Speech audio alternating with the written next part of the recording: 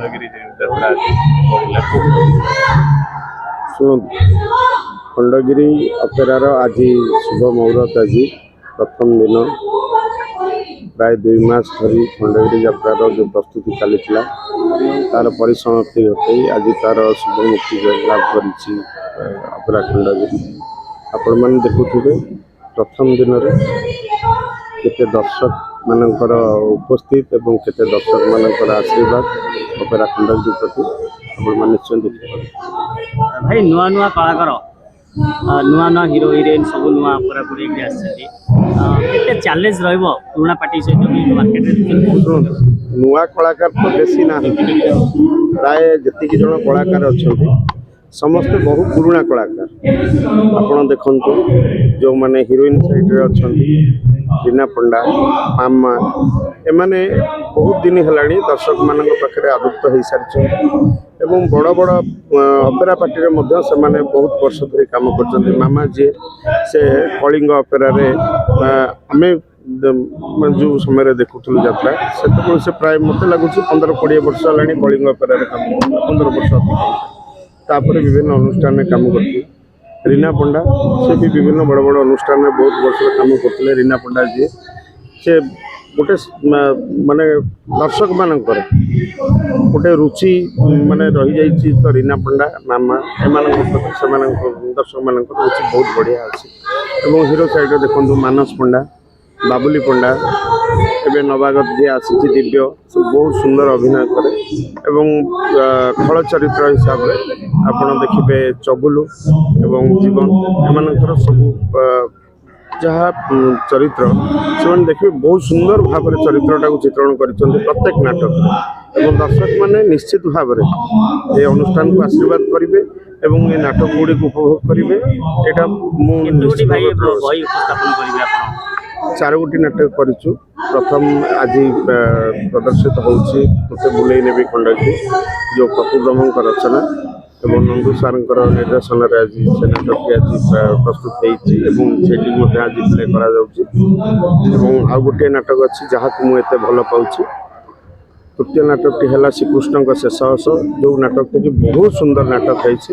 ଏବଂ ଚତୁର୍ଥ ନାଟକ ସବୁକିଛି ସରିଗଲା ପରେ, ତାର ରଚନା କରିଛନ୍ତି ୟୁନିକ୍ ପ୍ରଦୀପ ବେହେରା ଏବଂ ନିଜେ ମଧ୍ୟ ନିର୍ଦ୍ଦେଶନା ଦେଇଛନ୍ତି। ସେ ନାଟକଟି ମଧ୍ୟ ଯାତ୍ରାରେ ମେନ୍ ହେଉଛି ମେଲୋଡ଼ି, ମେଲୋଡ଼ି ସାଥିରେ କମେଡ଼ି, ମେଲୋଡ଼ି ସାଇଡ଼୍ ସିଙ୍ଗର ହେଉଛି ମେନ୍। ଶୁଣନ୍ତୁ, ସିଙ୍ଗର ତ ଆମ ପାର୍ଟିରେ 4 ଜଣ ସିଙ୍ଗର ଅଛନ୍ତି, ଯେଉଁମାନେ କି ବହୁତ ମାନେ ନାମୀ ଦାମୀ ସିଙ୍ଗର ସବୁ।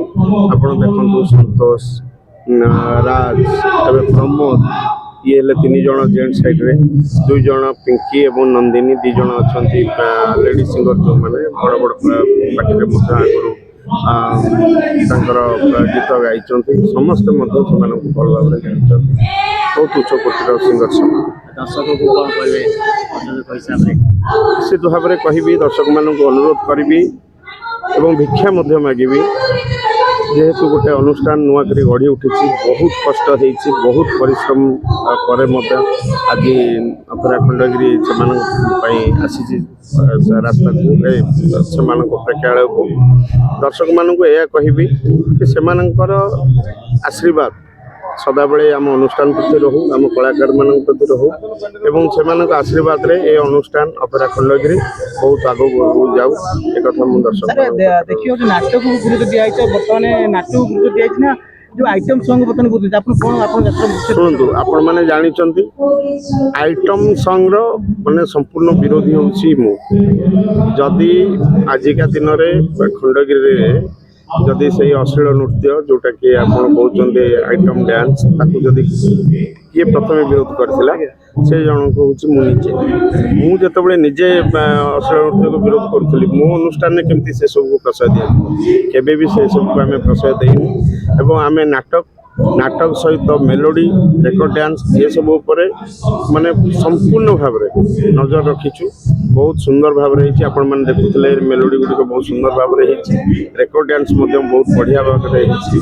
ଏବଂ ନାଟକ ମୁଁ କହୁଛି, କୌଣସି ନାଟକ ମାନେ କୌଣସି ପାର୍ଟିରେ ଗୋଟେ ନାଟକ ଭଲ ବାଜେ, କିନ୍ତୁ ଅପେରା ଖଣ୍ଡଗିରିରେ ଯେଉଁ 4ଟି ନାଟକ ହେଇଛି 4ଟି ଯାକ ନାଟକ ବହୁତ ବଢ଼ିଆ ନାଟକ ହେଇଛି ଏବଂ ଦର୍ଶକମାନଙ୍କ ପାଖରେ ନିଶ୍ଚିତ ଭାବରେ ଆଦୃତ ହେବ ଏ କଥାଟା ମାନେ ମୁଁ ନିଜେ ଦୃଢ଼ ଭାବରେ କହିବି ଏବଂ ଆଶା ମଧ୍ୟ ରଖିବି। ସାର୍ ବର୍ତ୍ତମାନ ଭାଇରାଲ ଯେଉଁ ଆର୍ଟିଷ୍ଟ ମାନେ କଥା କୁହନ୍ତୁ ବା ତାଙ୍କୁ ନେଇକି ଯାତ୍ରା ଚାଲିଛି ନା ଯାତ୍ରା ଯେଉଁ ନାଟକ ନେଇ ଯାତ୍ରା ଚାଲିଛି? ଶୁଣନ୍ତୁ, ସୋସିଆଲ ମିଡ଼ିଆକୁ ବ୍ୟବହାର କରି ଯେଉଁ କଥାରେ ଅଛି ବାଟରେ ହଗିଲେ ନା ଦେଉଳ ତୋଳିଲେ ନା, କେହି ଦେଉଳ ତୋଳିକି ନାଁ କରିଛନ୍ତି ଭାଇରାଲ ହେଇଛନ୍ତି ମୋତେ କାହିଁ ଦେଖାନ୍ତୁ ସେମିତି କଳାକାର ଜଣେ ମୋତେ ଦେଖାନ୍ତୁ ଯିଏକି ମାନେ ଭଲ ଅଭିନୟ କରିକିରି ମାନେ ଭାଇରାଲ ହେଇଛନ୍ତି। ସମସ୍ତେ ଆପଣ ଦେଖିଥିବେ ବିବାଦରେ ଛନ୍ଦି ହେଇ ଏମିତି ବିବାଦ କରିଥିବେ ସୋସିଆଲ ମିଡ଼ିଆରେ ଏମିତି ପ୍ରଚାର ପ୍ରସାର କରିଛନ୍ତି କରିକି ସେମାନେ ଭାଇରାଲ ହେଇଛନ୍ତି। ମୁଁ କହୁନି କୌଣସି କଳାକାରକୁ ନିନ୍ଦା କରି କହିପାରିବିନି, କିନ୍ତୁ ସବୁ କଳାକାରଙ୍କ ପାଖରେ କଳାର ଚାତୁରୀ ଅଛି, ସମସ୍ତେ ବଢ଼ିଆ ସୁନ୍ଦର ଭାବରେ କରିପାରିବେ। କିନ୍ତୁ ନାଟକଟି ଯଦି ସରସ ହେଲା ନିଶ୍ଚିତ ଭାବରେ ସବୁ କଳାକାର ତାକୁ ଦେଖନ୍ତୁ। ଗୋଟେ ପାର୍ଟିର 4ଟା ନାଟକ ହେଉଛି, ଯଦି ଦେଖିବେ 3ଟା ନାଟକ କ୍ଲିକ୍ କରିପାରୁନି କିନ୍ତୁ ଗୋଟେ ନାଟକ କେଉଁଠି ଯଦି ବାଜିଗଲା ତାହେଲେ ସେଇ ନାଟକଟା ହାଇଲାଇଟ୍ ହେଉଛି। ଆଉ ଗୋଟେ ଜାଗାରେ ଦେଖିଥିବେ ଆପଣ ଗୋଟେ ନାଟକକୁ ଭାଇରାଲ କରିବା ପାଇଁ ମାଲିକମାନେ ମଧ୍ୟ ବହୁ ପ୍ରଚେଷ୍ଟା କରୁଛନ୍ତି, ବହୁତ ଚେଷ୍ଟା କରୁଛନ୍ତି। ତାର ଏମିତି ତାକୁ ଭାଇରାଲ କରାଉଛନ୍ତି ମାନେ ନାଟକରେ ଯଦି କିଛି ନଥିବ କିନ୍ତୁ ଏମିତି ତାକୁ ଭାଇରାଲ କରାଇଥିବେ, ଏମିତି ଲୋକଙ୍କ ପାଖରେ ସୋସିଆଲ ମିଡ଼ିଆରେ ପହଞ୍ଚେଇଥିବେ ଲୋକ ସେଇଟାରେ ଗହଳି ହେଇକି ରହୁଛନ୍ତି। କିନ୍ତୁ ଆମେ ସେସବୁ ଭିତରେ କେବେ ବିଶ୍ୱାସ କରୁନା, ସେସବୁ କଥା ବହୁତ ଦିନର କଥା ନୁହେଁ। ତେଣୁକରି ମୁଁ ନିଜେ ସବୁ ନାଟକକୁ ନିଜେ ନଜର ରଖିଛି, ସବୁ ରାଇଟରଙ୍କ ସହିତ ଡିସ୍କସ୍ କରିଛି, ଗପ ଡିସ୍କସ୍ କଲି ଏବଂ ପ୍ରତ୍ୟେକ ନାଟକକୁ ମୁଁ ନିଜେ ମଧ୍ୟ ପାଖରୁ ବସିକି ଡିରେକ୍ସନକୁ ଦେଖିଛି। ବହୁତ ସୁନ୍ଦର ନାଟକ ହେଇଛି, 4ଟି ଯାକ ନାଟକ ଟିକେଟର ମୂଲ୍ୟ ସାର୍ କେତେ ରହିଛି ଆପଣଙ୍କର ସାର୍? ଶୁଣନ୍ତୁ, ଆମେ ଏବେ 200 ଟଙ୍କା ସ୍ୱତନ୍ତ୍ର ଶ୍ରେଣୀ ଆଉ ପ୍ରଥମ ଶ୍ରେଣୀ 150 ଟଙ୍କା।